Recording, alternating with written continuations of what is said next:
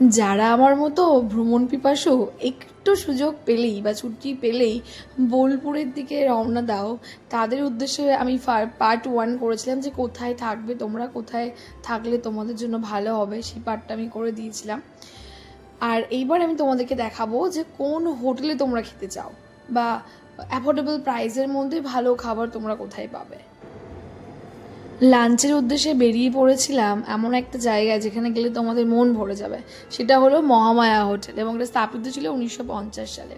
এটা কিন্তু একদম অথেন্টিক আগেকার মতোই তোমরা সেই খাবারের স্বাদ পাবে। তো যে মানুষগুলোর কথা না বললেই নয় সেটা হলো জয়দা আর বাপিদা, যারা একটু পরে দেখতেই পাবেন আপনারা। ওনারা না থাকলে আমার বোলপুর যাওয়া কি বলবো একদম বৃথা। ভীষণই হেল্প করে আমাকে। আমরা নিয়ে নিয়েছিলাম মাছ মিলের দাম 150 টাকা, আর যদি ডিম ভাত নাও 120, আর ভেজ 100। তো চলো তোমাদের একটা ভালো অথেন্টিক হোটেলের সন্ধান দিয়ে দিলাম যেখানে খুব ভালো খাবার তোমরা পেয়ে যাবে। আরও কী ধরনের ভিডিও চাও কমেন্টে জানাও। টাটা, দেখা হচ্ছে নেক্সট ভিডিওতে।